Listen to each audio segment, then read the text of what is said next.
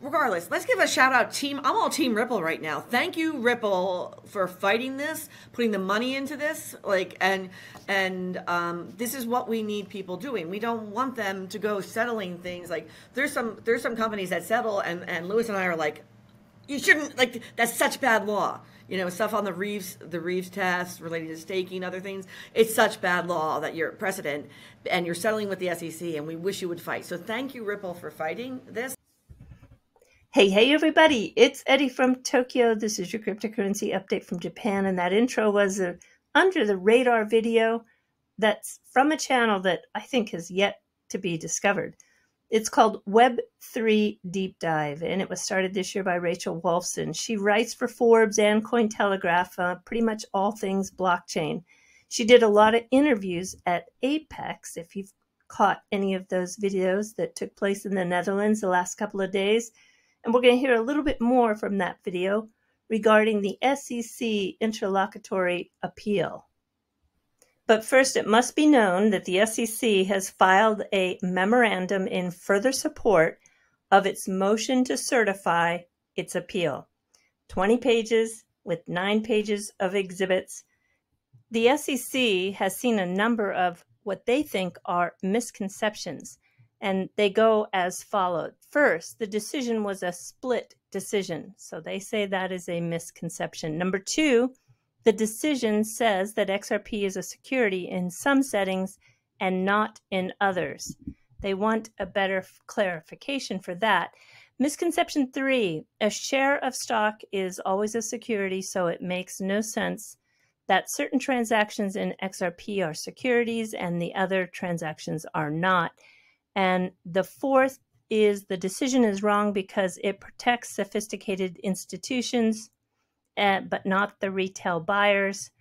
And then misconception number 5, the decision makes it impossible for Ripple to do business. Number 6, the court ruled against Ripple on its fair notice defense. So I hadn't heard that one. Anyway, those are the misconceptions that they are concerned with, and they feel they have the right to make the record straight. Attorney Jeremy Hogan posted that he finished the SEC's reply and actually thought they did a pretty good job. But having praised the SEC, he thought he would get off of Twitter forever. John, on the other hand, was not so kind. The SEC is trying to claim that they want to speed up the process, a faster jurisdiction.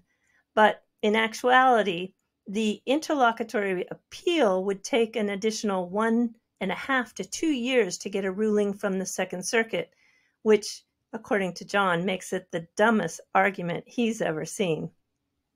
Many of you who followed this channel know that I have been saying for nearly 2 or 3 years that SBI always seems to precede a move that Ripple takes.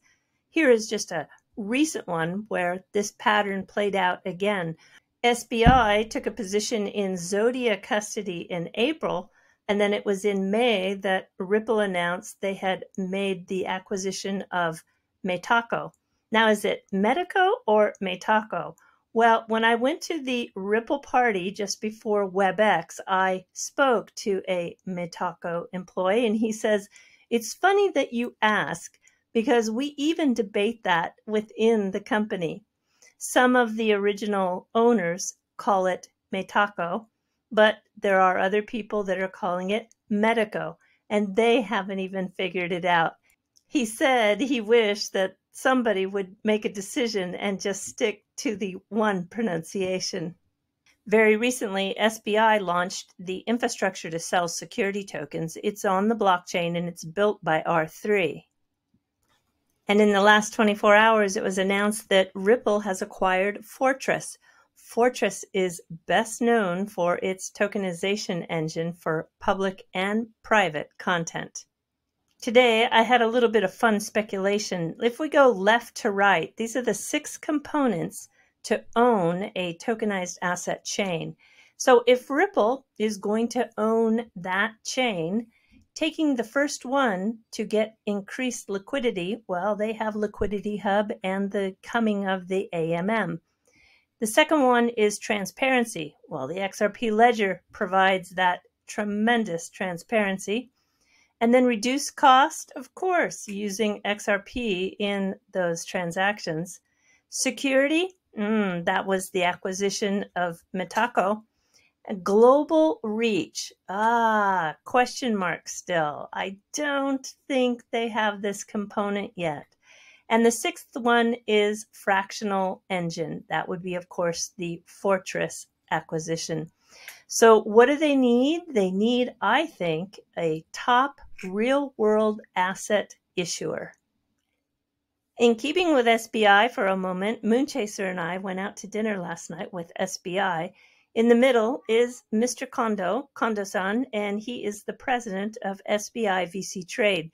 They are facilitating that XRP into those two new ODL corridors. And then you have to his left Mr. Kuba, who is chief of the liquidity markets for SBI. Anyway, we had a good time celebrating those two new corridors, one to Vietnam and one to Indonesia. I know some of you are probably saying, no, Eddie, there were 3 new corridors. Well, not really. It was last year that SBI announced that through SBI Remit and VC Trade that they would be running ODL from Japan to the Philippines using the exchange coins.ph. But you can see the new component here is with Tranglo. This is the payments company that Ripple took a 40% share or stake in. And yeah, they will also run into the Philippines with the additional 2 new corridors of Vietnam and Indonesia. Moving now to Apex, which just ended in the Netherlands. I really hope to see the presentation by Wietse Wind. I did not catch it live, and I haven't seen any recorded versions of that. I do see, though, that he talks about how expensive it is to actually operate the entire infrastructure of XRPL. According to Daniel here, it is above $1 million per year. And while a share is covered by Ripple, the other part is covered by the people and projects in the community. So it's a very, very expensive protocol to keep going. I know that Wietse is going to approach it a little bit different, where he's going to actually have a form of compensation for those that run a node or participate in the infrastructure for the hooks chain. And what I also found interesting, check this out here. I read that Richard said that the XRPL AMM was developed by Ripple and audited by an external firm. I think that was Certic that did that. He and Nick Bougalis, who you should know if you've been in the ecosystem a long time, he's probably the biggest contributor next to David for the XRP ledger. He has since moved on, but he still works. I mean, he still contributes to the XRP ledger. That the two of them are responsible for some disclosure of bugs that were discovered even after the audit. That surprised me.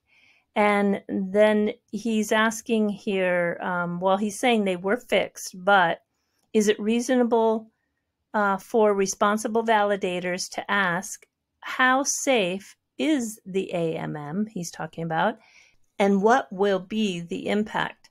Well, he's got some good questions, because the validators that vote are really the last defense of the XRP ledger. So I'm curious to see how the voting process goes on this amendment. Another presentation that I saw was surprising for everyone was by Aaron McDonald of Futureverse. And yeah, there's going to be some added utility with the integration into Futureverse. And Aaron McDonald was on my channel in March, and Mickey B. Fresh and I did a deep dive. So should you want to take a look at those, I really highly recommend if that piqued your interest. We chose XRPL and to work with Ripple and the XRP community for a range of things. But one of the things that we found interesting when we were looking at other layer ones out there to connect to was the kind of ethos around XRP and the community and the way the ledger was designed was aligned with our ethos to be lightweight, to do simple things really, really well, to reduce fees. All of those kinds of things align with providing good user experience. You may have caught that I am a director of the Wave of Innovation that is the big XRP Gold Coast event that's going to take place in March 2024 in Australia. And they made two big announcements today. Jay from Spendabits will do a keynote along with John Deaton. And I can tell you, you're going to be surprised by the coming announcements of other participants. All right, everybody, I'm going to let the two attorneys take you out where they talk about this interlocutory appeal. Until next time, do take care. Sayonara for now. Bye-bye. Yeah, so let's talk quickly about appeal, right? So first and foremost, the number one thing is this is not a final judgment, right? So she decided some of the issues that were before her on this summary judgment motion, which is basically summary judgment is when both sides agree to a set of facts. They say there's no facts in dispute here, it's just how you apply the law to the facts. And so she decided, as Margaret explained, in favor of the SEC on the institutional sales, in favor of Ripple on the programmatic sales, and the other distributions, as we're calling them, and also in favor of the individual defendants on their sales, which were more or less programmatic sales. However, so she resolved almost everything, but she didn't resolve everything. What she did not resolve was the status of the individual defendants vis-a-vis the institutional sales. So if the individuals had what we call aided and abetted, helped out, if they had responsibility for the company violating the law, they would have personal responsibility at that point. And she said that we need to have a trial on that. So because she retained those issues for a trial, her order is not final. Because her order is not final, because there's still pending issues, the SEC cannot appeal this decision as a matter of right. Normally, when you're done, dusted, it's up to you. You want to appeal, you don't, up to you. This is called interlocutory. So something that's in between. We're not done yet with the process. And in an interlocutory situation, you need the approval of the judge in question, and I believe also of the appellate court. So it's no easy thing. So the SEC could theoretically appeal now. However, they need the judge's permission and the appellate court's permission to do that interlocutory or in-between appeal. They have other pathways. For example, the SEC could settle the charges with the two individual defendants. If they settle the charges, then there's nothing pending. And at that point, in theory at least, if they wanted to, the SEC could appeal as a matter of right and move this up to the Second Circuit. I give it like a 0% chance of settlement because I don't think Ripple or Coinbase will do that. They have. I'm just saying as to the individual defendants, just as the the individual. Oh, the aiding and abetting. Yeah, the aiding and abetting. So that's the small potatoes thing, because the worst outcome for the individual defendants is a fine that they can probably afford. So I'm sure there's some number that makes everybody kind of willing to make that, just as to the individual defendants. So my point here, Rachel, is a kind of a complex 3D chess game as to who does what. And the super short of it is nobody's got any good idea because the parties are evaluating their options. There are benefits and risks to appealing as well for the SEC because they might win and reverse Judge Torres, but they might lose and then make permanent law in the most important district probably in the country, in the circuit, in the country. So that's a risky thing. An alternative thing is to let it be and fester for a while in a slightly uncertain state, which could go on. For example, if the trial goes forward, they may not have the trial until next summer. You know, these things just take forever. So it's just, at that point, it would be just a festering order that's not really fully final.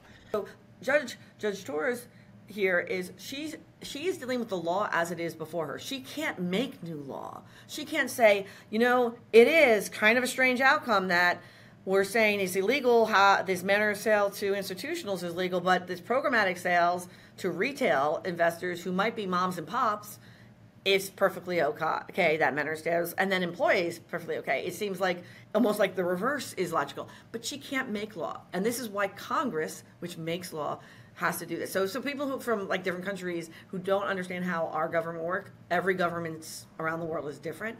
So that's sort of what we've been grappling with in the U.S. and having the chair of the SEC go testify in front of Congress and say the law is perfectly fine. We know how to apply it. Well, what this case says is no. The judges are saying no. And if you look at what's happening in the Coinbase case, and already the first hearing happening, we're getting signals that that judge there also is feeling a little like, we don't know that you're actually implementing these laws correctly.